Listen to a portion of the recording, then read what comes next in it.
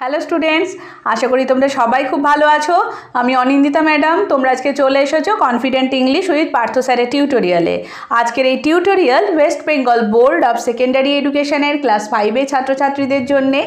আর আমি আজকে চলে এসেছি তোমাদের এই ক্লাসে তোমাদের ইংলিশ বাটারফ্লাই বইয়ের লেসন 9 দ্য বার্ডস আই গল্পটি পড়াবো বলে। আমি এর আগের ক্লাসগুলোতে অনেক ভিডিও করেছি, আশা করি তোমরা সবাই দেখেছো। যদি কেউ মিস করে যাও কি করবে, confident English with Partha sir এই চ্যানেলে যাবে, সেখানে ক্লাস 5-এর যে প্লে লিস্ট আছে সেখানে দেখবে সমস্ত ভিডিও আপলোড করা আছে, তোমরা দেখে নেবে, তাহলে তোমাদের সুবিধা হবে। আর আজকের এই ভিডিও দেখার পর তোমাদের যদি ভালো লাগে তাহলে অবশ্যই ভিডিওটা লাইক করো, কমেন্টের মাধ্যমে জানিও তোমাদের কেমন লাগছে। আর যারা যারা এখনও পর্যন্ত confident English with Partha sir চ্যানেলটাকে সাবস্ক্রাইব করোনি তারা তাড়াতাড়ি সাবস্ক্রাইব করে নিও পরবর্তী লিঙ্কগুলো সঠিকভাবে পাওয়ার জন্য। চলো আজকে তাহলে চলে এসো তোমরা পেজ নাম্বার 92। পেজ নাম্বার 92, আজকের টপিক আমাদের দ্য বার্ডস আই, পাখিটির চোখ। এই গল্পটি তোমাদের পড়ানো শুরু করার আগে আমি তোমাদের একটু প্রেক্ষাপটটা বলে রাখি। গল্পটার প্রেক্ষাপট তোমরা প্রত্যেকে জানো যে ভারতের দুটি মহাকাব্য হচ্ছে রামায়ণ এবং মহাভারত।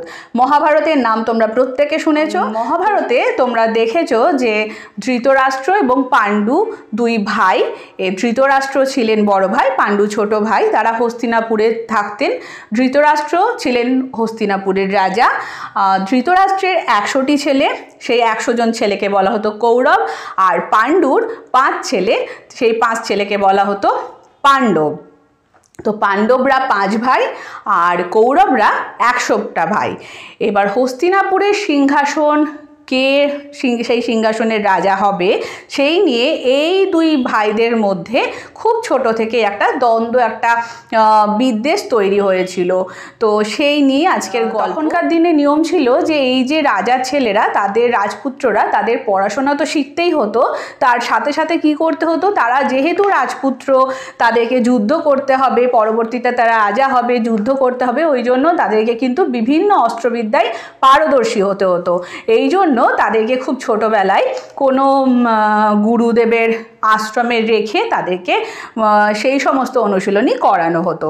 এখানেও আমরা ঠিক তাই দেখব যে এই যে 100টা কৌরব ভাই এবং 5টি পাণ্ডব ভাই, তারা গুরু দ্রোণাচার্যের আন্ডারে, তো মানে তার আশ্রমে থেকে সেখানে বিভিন্ন অস্ত্রবিদ্যায় তারা অনুশীলনী করছিলেন। এবং যা হয়, আমরা যেমন পড়াশোনা, তোমরা যেমন পড়াশোনা করছো, করতে করতে প্রত্যেকের একটা করে প্রিয় বিষয় থাকে, সাবজেক্ট থাকে, কারোর ইংরেজি ভালো লাগে, কারোর বাংলা, ইতিহাস, ভূগোল। ঠিক তেমনি এই যে রাজপুত্ররা, তারাও যে বিভিন্ন অস্ত্র নিয়ে অনুশীলন করছে, এই অনুশীলন করতে করতে তাদের কি হয়, প্রত্যেকেরই একটা করে প্রিয় অস্ত্র তৈরি হয়ে যায়।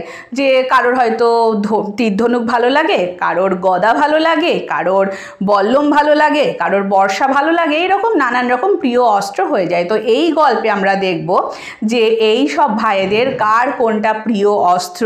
এবং তারপরে আরেকটা জিনিস আমরা দেখব যে অর্জুন, পাণ্ডবদের যে তৃতীয় ভাই অর্জুন, সে কিন্তু আমরা জানি যে বিশ্বের একদম সেরা ধনুর্বিদ ছিলেন। কিন্তু এই গুরু দ্রোণাচার্য ছোট থেকেই খুব স্নেহ করতেন এবং ভালোবাসতেন।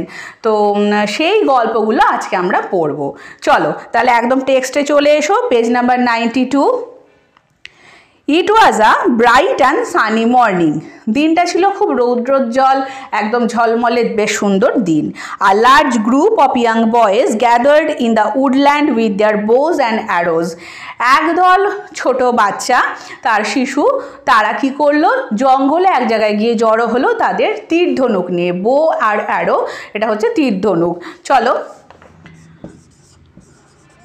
বো কথার অর্থ হচ্ছে ধনুক আর অ্যারো কথার অর্থ তীর। তখনকার দিনে অস্ত্র, মেন অস্ত্র বলতে তীর ধনুক, গদা, বল্লম এইসব ছিল। তো এই বো কথার অর্থ হচ্ছে ধনুক, অ্যারো কথার অর্থ হচ্ছে তীর। But they were not just ordinary boys. কিন্তু তারা কিন্তু সাধারণ ছেলে ছিল না। যে একদল ছোট ছোট ছেলে জঙ্গলে গিয়ে তাদের তীর ধনুক নিয়ে জড়ো হয়েছিল, তারা কিন্তু কোনো সাধারণ ছেলে ছিল নয়। They were the 5 Pandavas and the 100 Kauravas. তারা ছিল 5 পাণ্ডব এবং 100 Kaurava. The 5 Pandava brothers and 100 Kaurava brothers were cousins. এই যে 5 পাণ্ডব ভাই এবং 100 কৌরব ভাই এরা ছিলেন খুড়তুতো ভাই। কাজিন কথার অর্থ হচ্ছে খুড়তুতো জেঠতুতো ভাই বোন, তো এরা ছিলেন খুড়তুতো জেঠতুতো ভাই। But a fierce rivalry between them began to grow even when they were only children. কিন্তু খুব ছোট থেকেই তাদের মধ্যে একটা মানে ভয়ঙ্কর একটা প্রতিযোগিতা, একটা দ্বন্দ্ব ছিল। যখন তারা একদম খুব শিশুকাল থেকেই তাদের মধ্যে একটা ফায়ার্স রাইভালরি তাদের মধ্যে তৈরি হয়েছিল। রাইভালরি কথার অর্থ হচ্ছে দ্বন্দ্ব, প্রতিযোগিতা।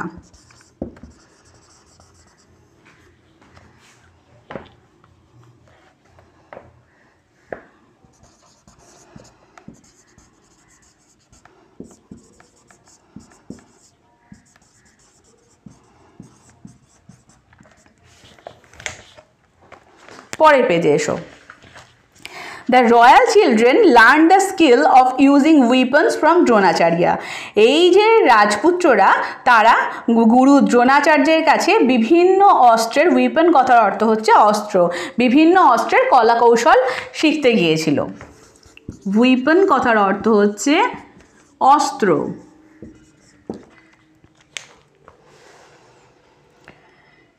He was one of the greatest warriors of his time.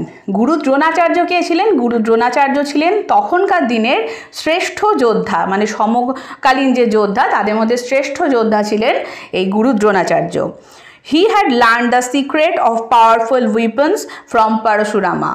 তিনি কার কাছ থেকে অস্ত্রবিদ্যা শিখেছিলেন? বিভিন্ন অস্ত্রবিদ্যার যে গোপন কলা কৌশল সেগুলো তিনি কার কাছ থেকে শিখেছিলেন? আরেকজন গুরু পরশুরাম। তাহলে পরশুরাম কে ছিলেন? পরশুরাম ছিলেন গুরু দ্রোণাচার্যের গুরু। The Pandavas and the Kauravas were quick to learn. Kaurava এবং পাণ্ডব ভাই, দুই ভাইরাই খুব দ্রুত এই বিভিন্ন অস্ত্রবিদ্যায় পারদর্শী হয়ে উঠছিলেন। They soon picked up various skills. তারা খুব তাড়াতাড়ি বিভিন্ন রকম কলাকৌশল খুব শিখে যাচ্ছিল। All the princes learn the use of all the weapons. প্রত্যেকটা রাজপুত্র প্রতিটা অস্ত্রের ব্যবহার শিখে গিয়েছিল। Each of them had their own favourite weapons. প্রতিটা রাজপুত্রের নিজেদের পছন্দের অস্ত্র ছিল। Duryodhana and Bhima favoured the mace. Duryodhana আর ভীম, দুর্যোধন হচ্ছে কৌরবদের যে ভাই তাদের মধ্যে দুর্যোধন, এবং পাণ্ডবদের যে ভাই ভীম, এই দুই ভাইয়ের পছন্দের অস্ত্র ছিল মেস। মেস মানে হচ্ছে গদা, মানে হাতে তোমরা দেখেছো গদা, তো এই গদা ছিল কার সব থেকে পছন্দের অস্ত্র? দুর্যোধন আর ভীমের। মেস কথার অর্থ হচ্ছে গদা, মেস মানে গদা। যুধিষ্ঠির's choice of weapon was the spear. Yudhishthir, পাণ্ডবদের যে বড় ভাই যুধিষ্ঠির, তার পছন্দের অস্ত্র ছিল স্পিয়ার মানে বর্ষা। Arjuna was fascinated by bows and arrows. অর্জুনের প্রিয় অস্ত্র কি ছিল? তীর এবং ধনুক। The twins Nakula and Sahadeva were most comfortable with swords. পাণ্ডবদের যে শেষের দুই ভাই তারা ছিল যমজ। যমজদের বলা হয় টুইন। টুইন কথার অর্থ হচ্ছে যমজ। টুইনস কথার অর্থ যমজ। যমজ দুই ভাই নকুল এবং সহদেব, এদের পছন্দের অস্ত্র কি ছিল? তারা কিসের সাথে কমফোর্টেবল ছিল? সোর্ড। সোর্ড মানে হচ্ছে তলোয়ার। The Guru treated all his disciples equally. গুরুদেব কিন্তু তার প্রতিটা শিষ্যকেই সমানভাবে দেখতেন। But he liked Arjuna the most because Arjuna practiced this art with great concentration. গুরু তার প্রতিটা শিষ্যকেই সমানভাবে দেখতেন, কিন্তু তা সত্ত্বেও অর্জুনকে একটু বেশি ফেভার করতেন, বেশি পছন্দ করতেন তিনি, কারণ অর্জুন যে কাজটাই করতেন ভীষণ মনোযোগ দিয়ে অর্জুন করত। তো যে কারণে গুরুদেবের সব থেকে পছন্দের প্রিয় ছাত্র ছিল অর্জুন। এটা প্রত্যেকের ক্ষেত্রে হয়। ক্লাসে যখন দেখবে শিক্ষক বা শিক্ষিকা পড়াচ্ছেন, তখন যে ছাত্র, সবাইকে কিন্তু তিনি সমানভাবে পড়াচ্ছেন, কিন্তু যে ছাত্র বা ছাত্রী বেশি ভালো হয়, শিক্ষক শিক্ষিকাদের কথা মন দিয়ে শোনেন, তাদেরকে কিন্তু দেখবে শিক্ষকরা বেশি ভালোবাসেন। ঠিক এই ক্ষেত্রেও তাই, গুরুদেব প্রত্যেককে সমানভাবে দেখতেন তার শিষ্যদের, তার মধ্যে থেকে তার সবথেকে পছন্দ বা সবথেকে তিনি বেশি ভালোবাসতেন কাকে? অর্জুনকে। Duryodhana and his brother Dushasana did not like this at all. Duryodhana মানে কৌরবদের যে ভাই দুর্যোধন এবং আরেক ভাই দুঃশাসন, এরা কিন্তু এই ব্যাপারটাকে ভালো চোখে দেখতো না। Silently a feeling of dislike grew in their hearts towards the Pandavas. ধীরে ধীরে তাদের মধ্যে একটা অসন্তোষ, পাণ্ডবদের বিরুদ্ধে একটা অসন্তোষ, একটা ক্ষোভ তাদের মনের মধ্যে জন্মাচ্ছিল। কাদের মনের মধ্যে? কৌরব ভাইদের মনের মধ্যে, দুর্যোধন, দুঃশাসন এদের মনের মধ্যে। One day they openly criticized their guru for showing favor towards Arjuna. একদিন সবার সামনে দুর্যোধন, দুঃশাসন এরা তাদের গুরুদেবকে নিয়ে সমালোচনা করলেন। ক্রিটিসাইজ মানে হচ্ছে সমালোচনা করা বা নিন্দা করা।